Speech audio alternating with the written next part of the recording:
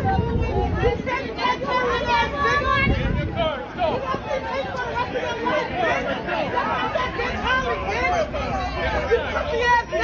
should have told her who the fuck we are.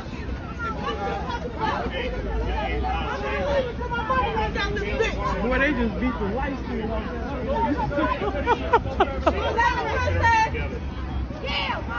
You got to be paid for the rest of your life, bitch. You should have told Holly who the fuck we was. We've been too quiet, G. This is a real trouble, bitch. You confused. You know exactly who the fuck we are. You ruined that girl's life and you killed my sister, bitch. Quadaja Holly Johnson's attorneys, they argued for her to, essentially, they were pressing for her to be let out. Rightfully so. They can do that. That is their legal right to do that. She is pregnant. Prior to this, she did not have a lengthy criminal history. In fact, she had one thing that was a misdemeanor, so not even worth talking about. I mean, it was nothing on her record prior to this. So from a legal standpoint, that is something that an attorney will argue. It does not matter who it is. That attorney would then argue that my client is not a flight risk.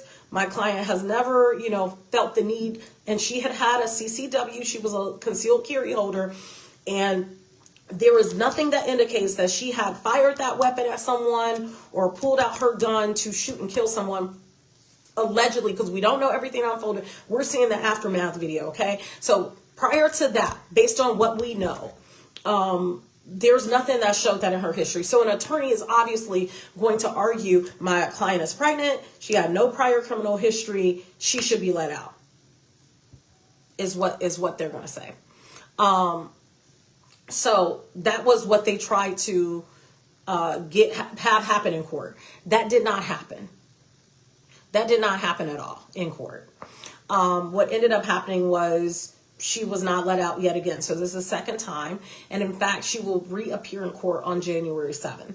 Here's where it gets interesting. So our field producer who was there said that Quadaja Holly Johnson's family was let out first out of the courtroom. And that they lingered a little bit in the hallway. And then after that, Romecca's family was let out, but there was still leftover from supporters of Quadaja Holly Johnson. I don't know who exchanged words with who. I'm not here to say that because I was not there to know. And even though my field producer, our field producer of Fox 32 was there, it was not clear who started the drama first. That is unknown here. What we know is words were exchanged. Now, allegedly, people are saying that, and obviously there's two sides, right? Really three. There's people that are supporters of Romecca. She's had supporters this entire time. Since she died, people have been calling for Quadaja Holly Johnson to be charged. And then you have those of Quadaja Holly Johnson that believes that, she's innocent in this and that she did the right thing, okay? And then you have people that are just talking that know nothing about either one of them. They're just followers of the story. Well, we don't know what transpired outside of that courthouse, except for to say that some people are saying that Carlos approached the family. Okay, that's what some people are saying. Some people are, and the family being Romecca's family. Then other people are saying that it was the opposite. Okay, that it was the opposite and that the family approached Carlos or said something to Carlos. I don't know which one is true. Okay, because we're looking, the video we have is everybody going out. You can hear stuff being said, arguing back and forth. It's both sides. And the video that we have, you hear both sides. It's no indication of who kicked it off in our video from when the argument transpired in the hallways of the Layton Criminal Courthouse. You hear both sides saying something. Now, outside, we don't know because we were not out there. T.T. Barfield, who recorded video outside, where you hear Romecca's sister basically saying, you ruined that girl's life, and you ruined that girl's life, speaking of Quadaja Holly Johnson, and, my sister, is obviously not here. That was words that she was hurling at Carlos. So again, we don't know who kicked off what outside. What I can tell you is that from the video, we see that, at least this is what I'm being told, that Carlos is then put in handcuffs, brought back in the courthouse, and then family members of Romecca, too. One which we know for sure is a family member of Romecca or related to Romecca or known of Romecca because that person has on pink, is also brought back into the courthouse and is in handcuffs with the sheriff. The other person is unknown. So we can at least say Carlos was brought back into the courthouse, and so was a member of Romecca's family, based on the fact that as a support to Romecca, the family and those who are allies of the family have been wearing pink. So that we do know. September 8th, 2025. 9:06 in the morning. A mother kisses her son goodbye outside a Chicago elementary school. By 9:17, she's dead on the pavement. 3 gunshots, close range, face torn apart. And the woman holding the smoking gun? She walks away free for 87 days. This is the Romecca Meeks Blackman case. And for 3 months, prosecutors asked one question that would determine if this was self-defense or first-degree murder. When you have time to walk away, time to call for help, time to not pull the trigger, why do you choose to kill? The answer is in the timeline. And that timeline just put Quadaja Johnson behind bars facing life in prison. Romecca Meeks Blackman was 31, nursing student, single mother to a 6-year-old boy named Carlos Jr. Her Instagram showed a woman who lived for her son. Birthday parties, encouraging notes, making sure his world stayed perfect even when hers was crumbling. Carlos Smith Sr. was her ex, the father of her child. And like too many relationships that end, this one didn't end cleanly. Romecca had a protective order against him. He wasn't supposed to be near her, but Carlos had moved on. He had a new girlfriend, Quadaja Johnson, and together, they had a 6-month-old baby. Now here's where it gets messy.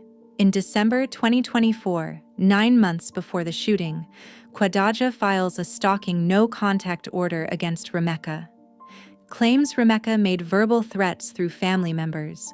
The order gets granted in July 2025. But here's the problem. It was never served. Romecca didn't even know it existed.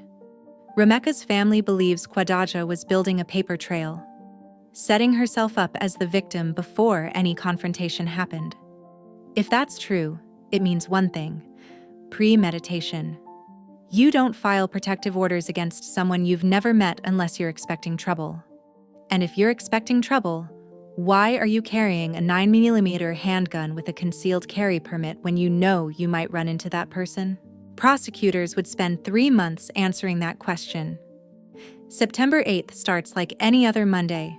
Romecca packs her son's lunchbox, tucks in a handwritten note, "Happy Monday, son. Today is the first start to this, and you can start off strong. Always remain yourself. You're the coolest, smartest, and funniest kid I know. I love you so much, and you make me so proud. Have a great day. Mommy loves you." She drives him to school near Kermack Road and State Street, drops him off at 9:06 a.m. At the exact same time, Carlos Sr. and Quadaja Johnson are driving to the same area. They claim they're there to switch vehicles.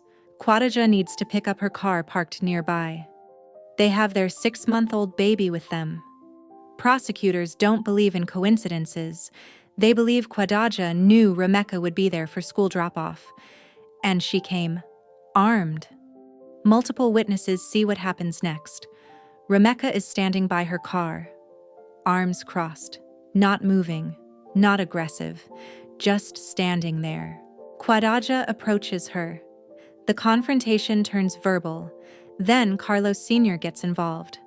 A witness at a bus stop sees him swing a car door at Romecca, trying to slam her own door on her. When Romecca exits the vehicle to defend herself, Carlos puts her in a chokehold. Let that sink in. The father of Romecca's child is physically restraining her while his current girlfriend has access to a firearm. You cannot claim self-defense when your partner is holding the victim down. Romecca breaks free from the chokehold. That's when Quadaja walks back to her vehicle, retrieves her 9mm handgun, and walks toward Romecca. Then she opens fire. First shot hits Romecca in the face. Close range, witnesses say Quadaja pauses. Not a panicked reaction, not a single shot fired in fear. She stops, then fires again and again. 3 spent 9mm casings recovered at the scene. Romecca collapses on the pavement, blood pouring from her face. She's dying right there on a South Loop street with an elementary school, full of children nearby. And according to prosecutors, as Romecca lay bleeding out, Quadaja Johnson turns to Carlos Sr. and fist bumps him. Celebrates. That detail, that alleged fist bump, is why the judge would later deny bond. Because celebrating in the street after shooting someone in the face is not self-defense. It's murder. Quadaja Johnson was arrested on September 8th, questioned, and then released that same day. She claimed self-defense, said Romecca attacked her first, said she feared for her life. And in Illinois, if you have a concealed carry permit and you're claiming self-defense, police can't just throw you in a cell and sort it out later. They need evidence. They need a timeline that proves beyond reasonable doubt that you had another choice. So Quadaja walked free. For 87 days she went home, slept in her own bed, lived her life. While Tina McMiller, Romecca's mother, buried her daughter and tried to explain to a 7-year-old boy why mommy wasn't coming home. Tina called the Cook County State's Attorney's Office every week, sometimes every day. She wanted answers. She wanted to know why the woman who killed her daughter was walking around free. The response she got? We're continuing to work with the Chicago Police Department as the investigation proceeds. That's prosecutor language for, we're building a case so airtight that when we charge her, she will never see daylight again. Because here's what people don't understand about first-degree murder charges in domestic violence cases. Self-defense is a powerful legal shield. If there's even a sliver of doubt that the shooter genuinely feared for their life, juries hesitate. Defense attorneys exploit that hesitation, so prosecutors had to eliminate all doubt. They needed every witness statement, every camera angle, every forensic detail locked down with surgical precision. They interviewed the witness at the bus stop who saw Carlos put Romecca in a chokehold. They interviewed the driver who saw Quadaja advance toward Romecca while Romecca stood still. They interviewed people near the school who heard the shots, saw the pause between them, saw what happened after. They reconstructed the movements down to the second. Where was Quadaja when the confrontation started? How far was her car? How much time passed between Romecca breaking free from the chokehold and Quadaja retrieving the gun? How many steps did Quadaja take toward Romecca before firing? Every answer weakened the self-defense claim, because if Quadaja had time to walk back to her car, open the door, retrieve a firearm, and walk toward Romecca instead of away, then she had time to leave. She had time to drive off. She had time to call 911. She had options, and she chose the gun. Then there's the chokehold.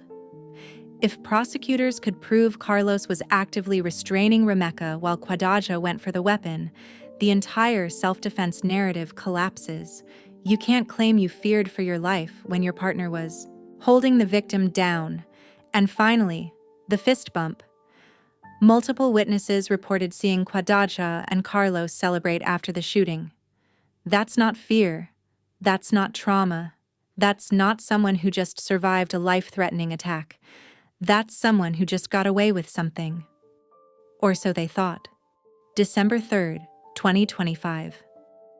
87 days after Romecca Meeks Blackman bled out on a Chicago street, police knocked on Quadaja Johnson's door in Des Plaines. She was arrested and charged with first-degree murder. She was 7 weeks pregnant at the time. The next day, December 4th, Quadaja appeared in court for her detention hearing. And prosecutors laid out a case that was absolutely devastating. They presented witness testimony about the chokehold, about Quadaja retrieving the weapon, about the pause between shots, about the alleged fist bump with Carlos.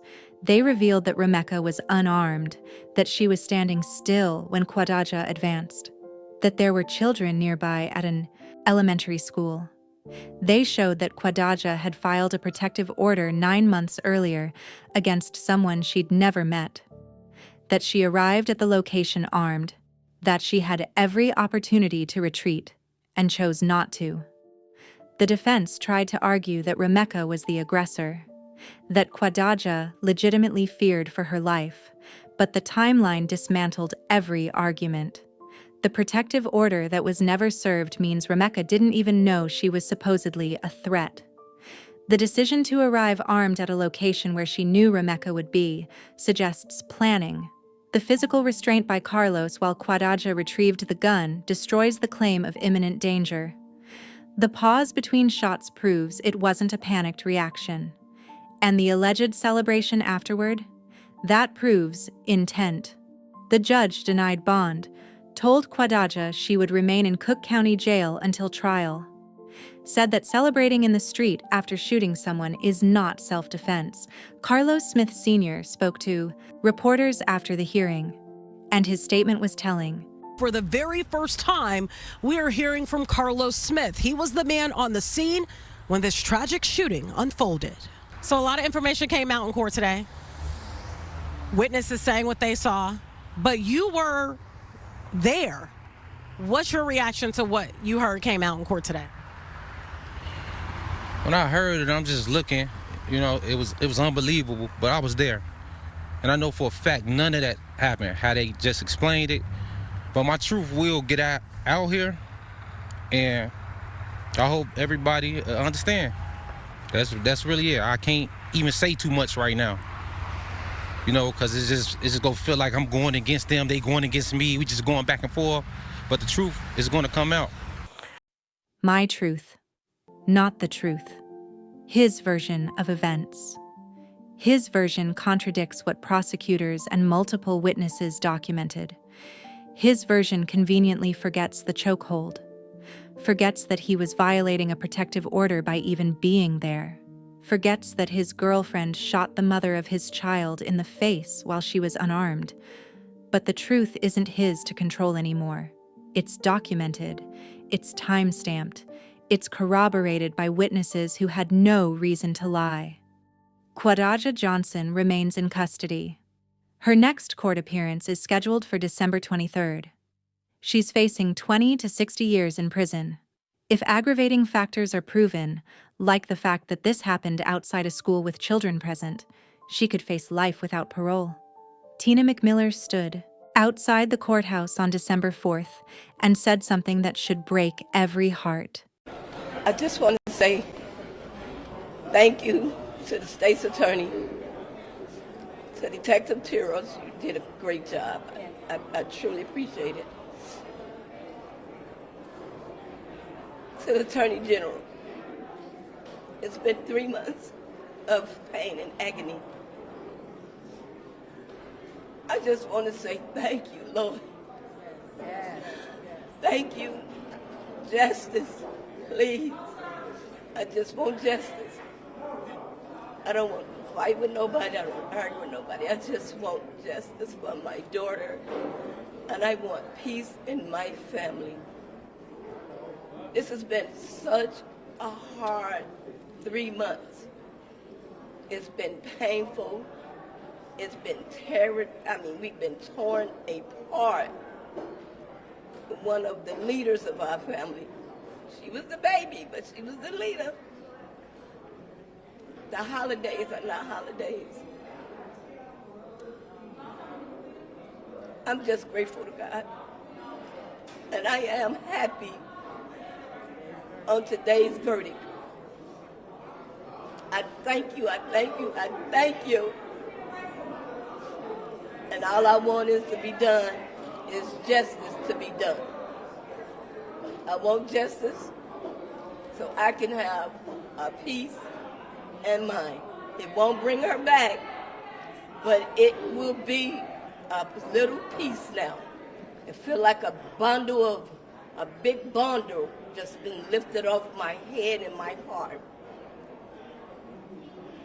And I truly appreciate everyone that stood by me, rallied with me, supported me and my family, because it meant a lot. And I thank the world, because the world helped me and God. I thank y'all so much. I thank news people. I think the Facebook, social media. You guys was there for us. You guys stood there with us. You didn't let us down, and you still are there. And I thank y'all so, so much. I couldn't have did it with y'all. I couldn't have made it this far without y'all. You and you. I love you girls. Thank you. You hear me? And I thank y'all so much. So we're happy with the verdict. And we're happy with the verdict. Justice for me. This has been such a hard 3 months. It's been painful. It's been terrible. I want justice so I can have peace of mind. It won't bring her back, but it will be a little peace now. She's raising her grandson now. A 7-year-old boy who watched his world fall apart, who shut down after his mother died, who just had his first Christmas without the woman who wrote him love notes in his lunchbox. Secret Santa came this year. Community activist Early Walker and ENR Towing brought bikes, toys, and a $3,500 check. The boy smiled for the first time in months. Then he volunteered at a toy drive in Inglewood, handing out gifts to other families affected by gun violence, spreading the kindness his mother showed him every single day. Romecca Meeks Blackman was 31 years old. She was studying to become a nurse. She believed in fresh starts. She loved her son more than anything in this world. Her death wasn't inevitable. It was a choice. A series of choices made in seconds that will be debated for months in a courtroom. But the timeline doesn't lie. And in this case, the timeline is everything.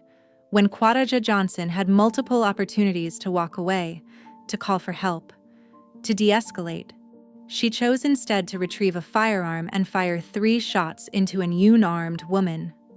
That's not self-defense. That's murder. Cases like this force us to ask uncomfortable questions about domestic violence, concealed carry laws, and what happens when jealousy and control are given a loaded weapon. Romecca had a protective order against Carlos. Quadaja had one against Romecca that was never served.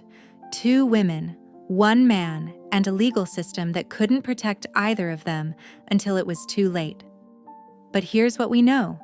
Protective orders are just paper. They don't stop bullets. They don't prevent someone with a concealed carry permit from showing up armed to a confrontation they knew was coming. And when children are involved, when a 6-year-old loses his mother because adults couldn't walk away, the system has to respond. Justice is coming for Quadaja Johnson, not because the system is perfect, but because prosecutors built a timeline so precise, so documented, so impossible to deny that self-defense became a fantasy. Romecca's family will never get her back. Her son will grow up without his mother. But accountability matters. And in 2025, when this case goes to trial, a jury will decide if Quadaja Johnson is guilty of first-degree murder. The evidence says yes for Romecca, for Carlos Jr., for Tina McMiller, who carries the weight of grief and the responsibility of raising a traumatized child. For every woman who thought leaving was the hardest part, only to discover that the real danger comes after. This is Trending Crime Vault, where we don't just tell you what happened, we show you why it matters. Because Romecca Meeks Blackman mattered, her life mattered, her dreams mattered, and her death will not be forgotten. Justice is coming. And this time, the timeline proves it. We paint the city pink. Paint the city pink. Yes. Paint the city pink for you. We gonna paint the city pink for you. My name is Tina McMiller. We have a TINAMCMILLER. We have a song that was made for Romecca. Can we do one little verse for y'all? Y'all ready? Yes. Come on, let's go. We gon' take the pity pink for you. Roll, we gon' take the city pink for you. Me.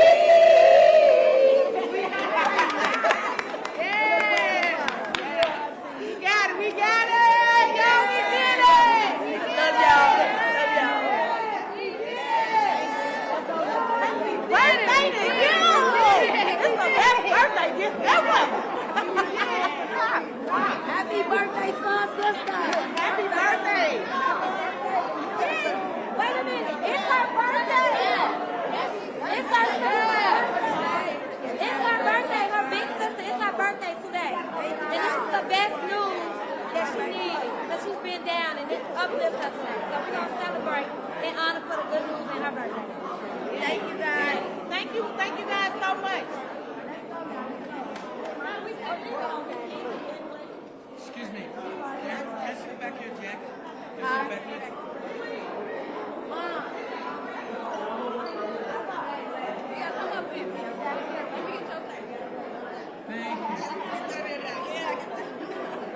Every time we come to court, we wearing this, justice for me.